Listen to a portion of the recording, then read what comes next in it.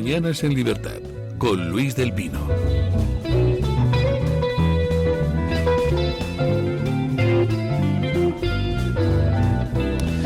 Bueno, pues se incorpora a nuestra mesa de tertulia el entrevistado de hoy, que además de un gran tipo, pues es un gran amigo, don Domingo Soriano. ¿Qué tal está usted? ¿Qué tal, del Pino? Me encanta saludarle, como hacía en su momento en la tertulia, y un placer. Es la única persona en el mundo que me llama del Pino, pero me refiero en antena. Pues encantado de estar aquí. Bueno, le veo con barba, le veo distinto. Sí. Tiene usted un aspecto así como profesoral. Como... Un segundo, que voy a poner esto en modo avión, pues me están llegando mensajes y no puede ser. Bueno. Sí, hemos cambiado el look este verano y bueno, pues ahí estamos. Me dicen que me hace todavía más serio, no lo sé yo. Le hace más serio, sí. Yo creo, más pero viejo. bueno, eso no le hace un pozo, ¿no? Como ahora, pues eso, ahora soy editor, pues parece que le pega más. Bueno, el motivo de traer a don Domingo es hablar de un libro, pero no por los autores ni por el contenido, sino por la editorial. Me dicen el otro día que don Domingo Soriano se ha lanzado a crear una editorial y además la ha llamado con un nombre precioso, la editorial Innecesaria. Sí. Buenísimo. Bueno, ¿Cómo ha sido eso? Bueno, lo de lanzar una editorial, pues 3 socios, mis socios Francisco Quintana y Manuel Porras, pues de un día dijimos, tenemos que hacer algo pues para influir un poco también en el debate, meter en la conversación algunos temas que nos interesan y sobre todo traer algunos autores espectaculares que hay en el extranjero y que en España nos han publicado. Y dijimos, pues mira, hacer una editorial pues es una manera elegante de perder dinero y de cumplir casi todos esos objetivos. Y lo del nombre Innecesaria, pues bueno, nosotros queríamos buscar un nombre un poco juguetón, vamos a ser sinceros, porque la editorial es una editorial de libros de economía y muchas veces a la gente le asusta la economía, no, yo no sé, esto no es lo mío, y nosotros queremos hacer libros de economía dirigidos al gran público, libros de divulgación, libros que interesen, libros, me decía el otro día un amigo mío, libros para pensar mejor. Y buscando ese nombre juguetón, un día uno de mis socios estaba en la Feria del Libro y nos puso un mensaje al grupo de WhatsApp que tenemos, nos puso un mensaje de estoy en la Feria del Libro y es evidente que en España no hacen falta más editoriales. Y entonces pues lo de Innecesaria cayó, fue solo, dijimos, es verdad, puede que no sea necesaria, pero sí que creemos que puede ser extraordinariamente útil para todos los que se acercan. Bueno, ¿y este es su primer libro, el primero que sacan al mercado? Primer libro. Pues el primer libro, la verdad es que es un librazo de John Kay y Mervyn King, Incertidumbre Radical, el arte de tomar decisiones ante un futuro incierto. Básicamente el libro, los autores del libro abordan una tesis pues muy atractiva.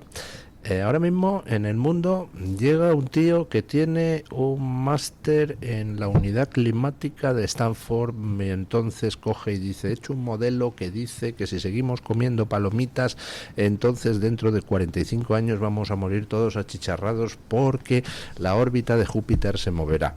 Lo dice mi modelo, así que, bueno, y como eso, pues 200 cosas, sobre todo en el ámbito económico, donde se mueven mucho con modelos, y entonces el libro Incertidumbre Radical, lo que viene a decir es que la realidad es algo infinitamente más complejo que cualquier modelo que podamos hacer y que por tanto, en fin, hay que desmitificar esos modelos, cogerlos para lo que valen, pero que las decisiones no se pueden tomar basándose en modelos, que leches. Eso es muy buena definición, porque la idea es que la realidad es más compleja, más interesante y fíjate, te diría que más bonita también. Y que esos modelos son muy reduccionistas.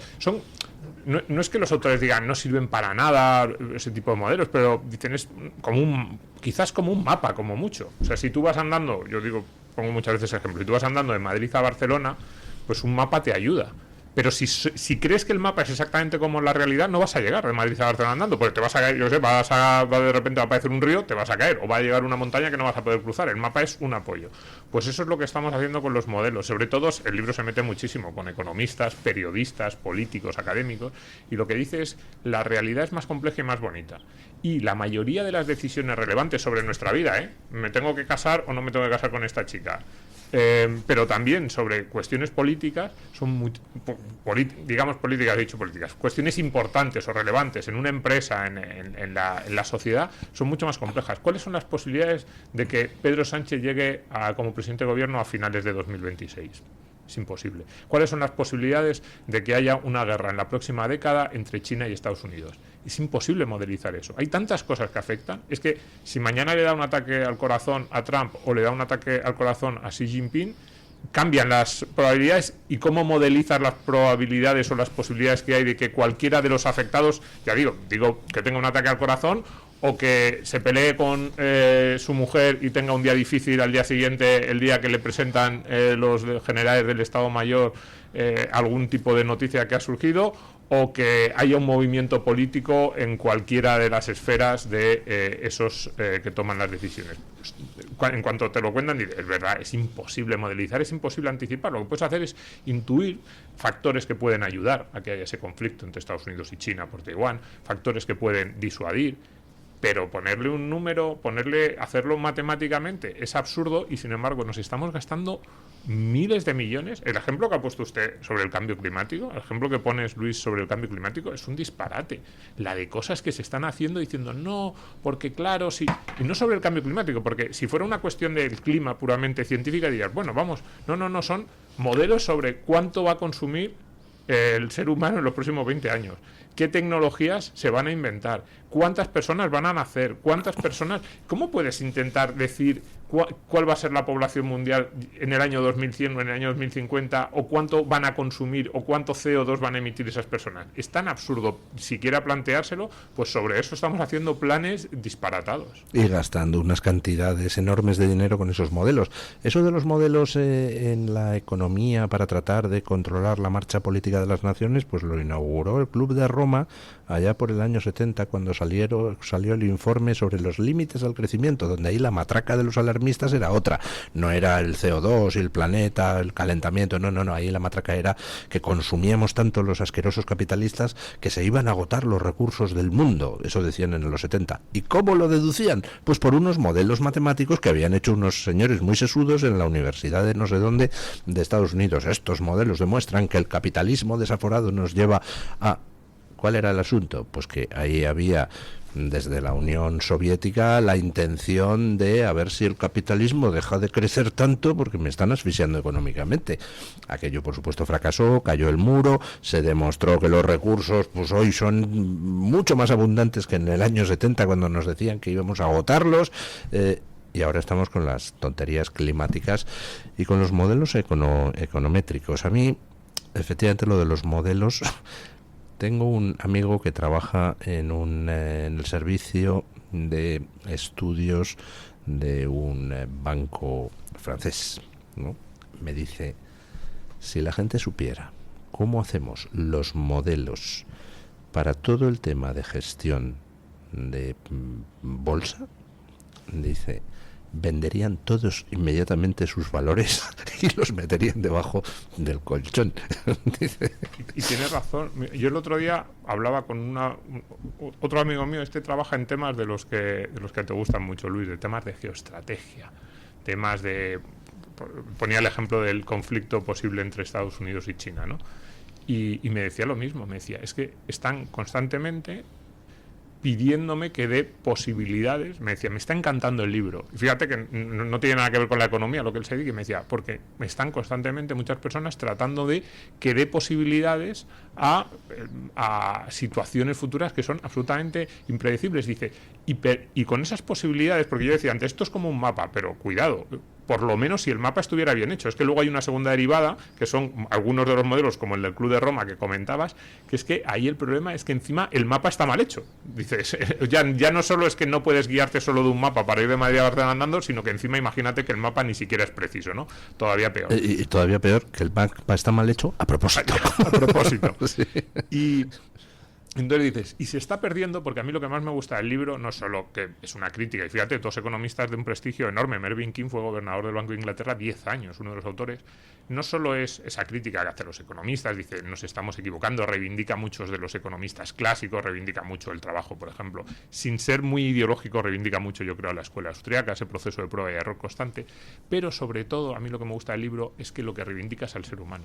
Reivindica al experto, reivindica al que tiene mucho conocimiento por la experiencia, reivindica al que dice, no lo sé, pero como decía antes, hay estos factores que pueden ayudar, estos otros que no, que da la sensación de que es una respuesta más imprecisa, pero al mismo tiempo es mucho más más real y más útil que el que te dice hay un 75% de posibilidades de que China y Estados Unidos entren en un conflicto en la próxima década. Parece como más científico, parece como alguien que domina más la materia. Pues es absurdo, no tiene ningún sentido y además ¿cómo actúas? ¿Qué quiere decir que hay un 75% de posibilidades? Que si hubiera 100 vidas como la que tenemos ahora, en 75 de esas vidas habría un conflicto. ¿Y en cuál de las 100 estamos en este momento? Porque no me interesa saber si hubiese 100 universos paralelos, sino cuál es el actual.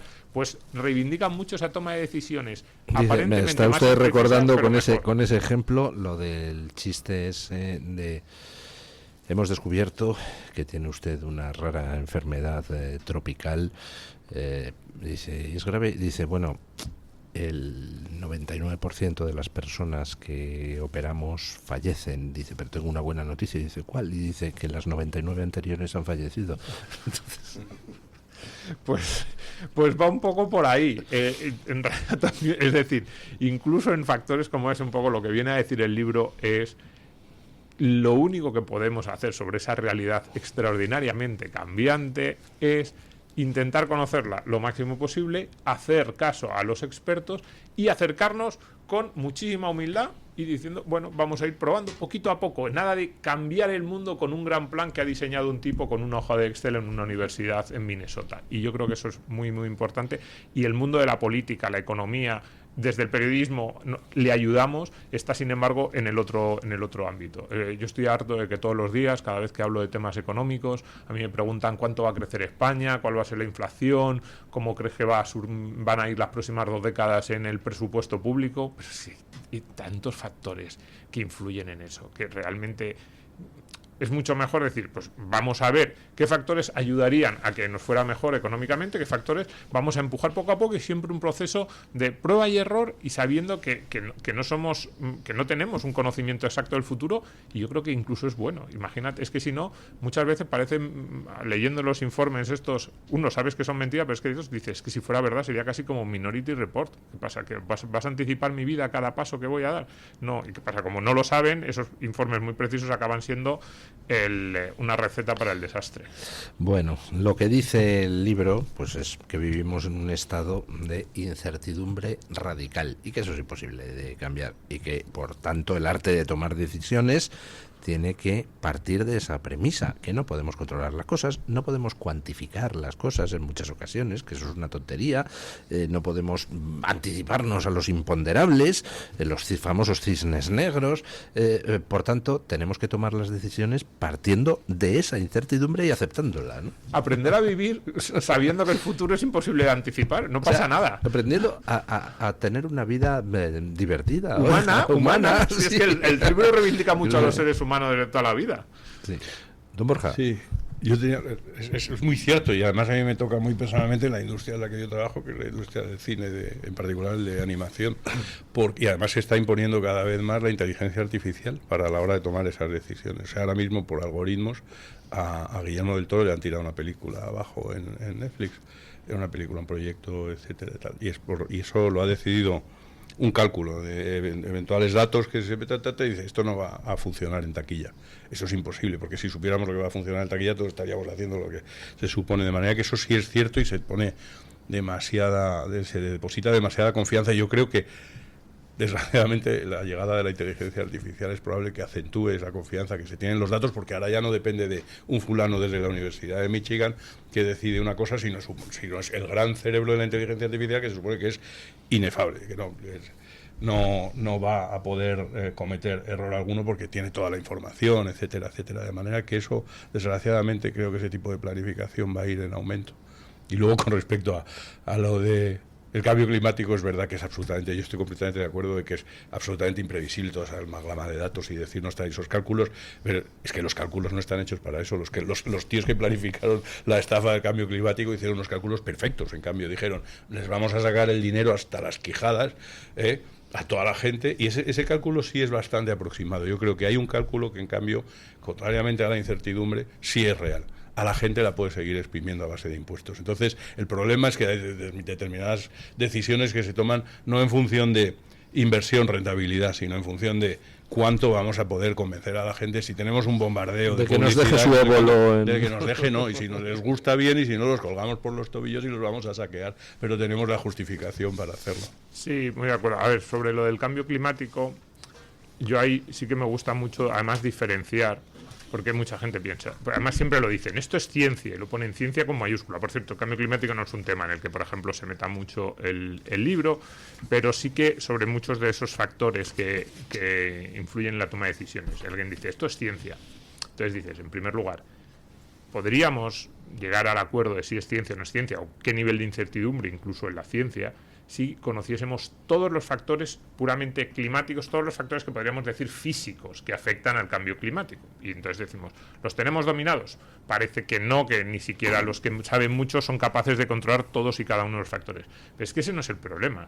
Por eso, como decía antes, el cambio climático, las proyecciones de los organismos de la ONU, cuando dicen, en el próximo siglo van a subir las temperaturas tanto, todas esas proyecciones están basadas en parámetros, variables que son todas ellas, pero todas humanas sociales. Son proyecciones de número de habitantes, proyecciones de crecimiento económico, proyecciones de descubrimiento de nuevas tecnologías renovables o no renovables, proyecciones de uso más o menos intensivo de la tecnología, proyecciones de uso del suelo, proyecciones de hábitos incluso alimenticios o de consumo. Entonces, y luego encima basado en otros modelos que hay por debajo climáticos, donde para empezar no se ponen de acuerdo en si el CO2 influye en la temperatura y cuánto influye en la temperatura.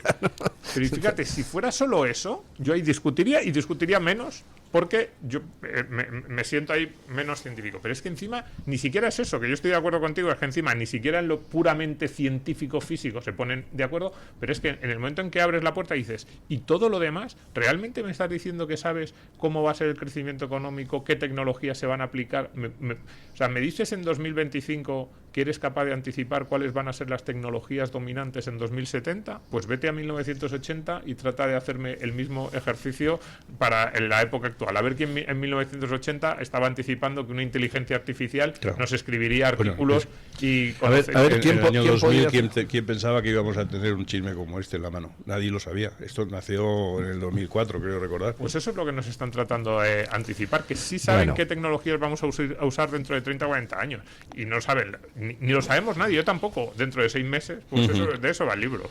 Bueno, me dice don Domingo que para su sorpresa y la de sus socios de la editorial Innecesaria, ya se está agotando la primera edición. Oiga, sí, es una cosa... se está vendiendo muy bien. Además, todo el que lo lee nos dice, oye, tenéis razón. Nos dicen dos cosas. Uno, es interesantísimo, nos gusta mucho. Y dos, que casi me gusta más, es verdad, no es un libro de texto, no es un libro académico, no es un libro que una persona alejada del mundo de la economía no pueda leer. Es un libro de divulgación, es un libro que queremos que, por eso ese subtítulo, El arte de tomar decisiones, lo que queremos es que le sirva a todo el mundo para tomar decisiones en su propia vida, en el trabajo, ¿no? Miren, y por eso está les leo el está inicio... todo según los cálculos. Les leo el inicio del cálculo no era tan bueno, ¿no? El inicio del capítulo 4. El giro probabilístico del razonamiento humano comenzó cuando el Chevalier de Mer, un jugador empedernido, pidió consejo al matemático y filósofo Blaise Pascal, quien a su vez consultó a un polímata francés aún más distinguido, Pierre de Fermat. O sea, esto, vamos, parece casi el inicio de una novela de Borges. Sí, tiene partes. El libro yo creo que está muy bien escrito. Eso, como nuestros amigos, los autores... A ver, son dos superautores. Es que Mervyn King es un economista de los más prestigiosos de Europa. John Kay es muy estrella en Reino Unido, por ejemplo. Su último libro, que fue el año pasado, estuvo no en la lista, por ejemplo, la lista del Financial Times, no, elegido por el Financial Times en su categoría como libro del año, y se notan que escriben muy bien y que explican muy bien su tesis. ¿Cómo es posible que un librazo como este no se hayan apropiado de él otras editoriales consolidadas y ha tenido que salir una editorial innecesaria? Pues por eso salió Innecesaria. Innecesaria surgió un día, como decía antes, tomando unas cervezas, los tres socios, dijimos, ¿cómo puede ser? Hablando de cómo podemos influir un poco en el debate, cómo podemos traer buenas ideas a España, y dijimos, ¿cómo puede ser que este libro, o el libro que sacaremos en abril de un autor que nos encanta, cómo puede ser que estos tipos no estén publicados publicados en España. Y no teníamos una buena respuesta, entonces dijimos, vamos a lanzar una editorial que quizás sea necesaria, pero... Yo le doy la respuesta, ¿será que es que no son progres? Puede ser, puede que no sean progres, pero no sé, a mí me sorprendió igualmente. Y el caso es que nosotros les escribimos a los autores, dijimos, nosotros éramos muy modestos, no estaba ni iniciada la editorial, dijimos, bueno, pues vamos a escribirles a ver si les interesaría. Y los autores cercanísimos nos respondieron inmediatamente y nos dijeron, oye, por supuesto, podéis publicar nuestro libro. Es un libro que se publicó en 2020, además, que tampoco es que tenga 30 años. Y yo decía, ¿cómo se hace tan poco un tema de tanta actualidad? Pues nos dijeron, mira, no sabemos por qué nadie más se ha interesado, tenéis los derechos. Y claro, nosotros cuando vimos que dos autores de este nivel, un señor como Mervyn King, es que era, para la gente, es que es uno de los 8 o 10 economistas más prestigiosos de Europa. Y el tipo respondiéndonos a los mails diciéndonos, tenéis los derechos sin problemas, y ha colaborado un montón. Hemos tenido entrevistas en El Confidencial, en El País, en Mi Medio, en Libertad Digital. Y el hombre ha sido encantador y nos ha llamado la atención. Dijimos, bueno, pues si nadie más quiere un libro de esta calidad, pues tendrá que ser una editorial, es verdad, innecesaria, pero que a lo mejor no le era tanto. Yo quería preguntarle a Domingo sobre, digamos, el vértigo que puede producir meterse a editor. Es que a mí me parece la profesión más difícil del mundo. Y quiero contar una anécdota, si me permitís. André Gide, el autor francés, era editor también y rechazó a la búsqueda del tiempo perdido de Marcel Proust, por ejemplo. Quiero decir que no debe ser fácil dar con la tecla, por muy leído que uno sea y por mucha sensibilidad literaria que tenga o biográfica. ¿Cómo se vive eso? El comenzar, digamos, un proyecto tan complejo como es el de la edición. A ver, hay que decir que ahora, eso sí que es cierto, y además los que nos estén escuchando y les guste este sector, les gusten los libros, lean mucho, ya sea ensayo, literatura, habrán visto que en los últimos 8 o 10 años han salido bastantes editoriales pequeñas en España, porque las nuevas tecnologías facilitan mucho, eso hay que decirlo, es verdad, porque desde el intercambio de originales ya no tienes que mandarte, es mucho más sencillo. También los temas de edición, maquetación, que nosotros hemos contado con profesionales, no lo hemos hecho nosotros, pero es todo algo más sencillo. Pero sigue siendo un poco locura. Es verdad, nosotros vamos a ir poco a poco, somos 3 economistas los que hemos hecho esta editorial, queremos ir pasito a paso y yo, fíjate, asumiendo, como decía antes, que es una forma elegante de perder dinero, no queremos, yo creo que no está en este momento, pues cada uno tenemos nuestro trabajo y vamos a seguir así los socios. Lo que pasa es que le estamos dedicando una cantidad de tiempo enorme a esto. Yo casi cada día, por las noches, estoy ahí dedicándole tiempo, bueno, por las noches y por las mañanas a este tema. Pero usted pertenece a ese grupo de personas que no trabajan por dinero, sino por la gloria. Sí, no, y hay un punto, lo que quería decir es que es un negocio que no te va a hacer millonario, eso es así, en el que lo normal incluso es que pierdas un poquito de dinero. Pero también me gustaría lanzar un mensaje de cierta, no sé, de cierto ánimo, pero si nos está escuchando alguien que se lo ha planteado, porque ahora las nuevas tecnologías te permiten hacerlo con un cierto control, o sea, por lo menos para decir no me voy a arruinar y a lo mejor si me sale bien y alguno de los libros pues vende un poquito más de lo que tenía pensado, incluso me salen los números. O sea, yo creo que es un negocio que ahora mismo te lo puedes permitir. Yo soy optimista con la editorial. Este libro, como decía Luis, hemos vendido la primera tirada prácticamente entera. Ya no tenemos libros en el distribuidor, de hecho, están todos los libros en librería. O sea, quiero decir, cuando digo que hemos vendido es que han pasado del distribuidor a librerías. En las librerías hay, en Amazon y en Casa del Libro, en todos los lugares hay, pero que ya no tenemos stock en el almacén, que es un exitazo, y la segunda, la reimpresión, pues ya está en marcha. Vamos, me la entregan mañana pasado, con lo cual, pues mira, incluso en este mundo así un poco tan raro, parece que el papel sigue tirando y el ensayo de divulgación interesa a la gente. Bueno, pues muchísimas gracias, don Domingo, pero tenemos que pasar a la hora de los oyentes. Usted no se me vaya porque también quiero que responda a la pregunta, hombre. Don Luis, una de las preguntas más jugosas que he traído, y esto va con un poquito de sorna porque hay gente que opina que el pavo es de todo menos jugoso. Y ustedes dirán, con la que está cayendo van a preguntar por el asado de Navidad. Pues sí, señores, somos así porque venimos para desengrasar la actualidad. Desde luego, se me está pegando lo peor de don Luis del Pino, que sin lugar a dudas es el humor. Muchos años juntos, don Luis, esto es una tristeza absoluta. Voy con la pregunta definitiva de nuestra libre encuesta. ¿Qué opina del pavo asado por Navidad? ¿Pavo sí o pavo no? A ver, ¿cuáles eran las 4 opciones? La primera, sí, ñam ñam. La segunda, sí, un austero sí. El típico sí de es lo que me ponen en el plato. La tercera, un no rotundo. Y ya el no dramático. No tan No rotundo, tibio. y luego ya No tibio. el no Bueno. rotundo. Que Y luego sería- el de puaj, de no, pavo. Yo puaj. soy de Puaj, ¿eh? Usted es de ya, Puaj. antes de que me pregunten. Sí. Sí. Pero tiene que ser una receta particular de pavo. No, eso es porque el vamos libre a albedrío. ver. Incluso, fíjese, yo amplío el cajón de las aves y puedo incluir, si le parece don Luis, pularda, pintada, otro tipo de... No, el pavo, cajón. pavo. Pavo es el pavo. Pavo es el pavo. Sí. Entonces, hablamos de pavo. No convalida No pularda convalida, por... No convalida, no. Pavo es el pavo. Pues Es que yo soy de convalidar también, ¿eh? mi madre le Zaragoza, O sea, pero mi me padre... refiero, estamos preguntando por el pavo, ya, pularda. Ya, pero otra luego cosa es otra cosa. aves rellenas en general, ¿no? No, No pero entra eso- esa categoría. No, hablamos del pavo, ese ser repugnante y seco que siempre... Por favor, don Luis, no intente Lo usted puede usted- manipular puede esta usted encuesta, sacar- ¿eh? No sea usted pavo sí o pavo tibio no. en los calificativos. Pavo, pero solo puedo decir en 10 segundos que este ejemplo me viene fantástico, porque uno de los ejemplos que ponen los autores, que pone Taleb, por ejemplo, a mí me gusta mucho, es imagínate que modelizas la vida de un pavo el 20 de diciembre. Entonces, sería una vida maravillosa, le llevan alimentando y cuidando durante toda su Cebando, vida. cebando. El modelo no va a anticipar demasiado. No va a eso. anticipar. Yo es que las connotaciones del pavo siempre me viene a la cabeza Carpanta, el personaje que siempre estaba soñando con Es un que pavo. en España estamos un poco así, también se lo digo, soñando con el pavo. Bueno, don Luis, de momento hay gente muy triste que dice que no al pavo de Navidad con un 57% Bien. de los votos. Pero un no tibio, porque hay Vamos a ver. la segunda opción más votada, la del 17%, que son los de los haters del pavo, que dicen no, ¡puaj! Pavo de Navidad. Hay un 14% que dice que sí. Y hay un 12% que dice sí, ñam ñam. Yo tengo que decir a esos tristes que no han probado un buen pavo de Navidad. Vamos a ver. Un Es pavo que aquí jugoso. tiene que ver.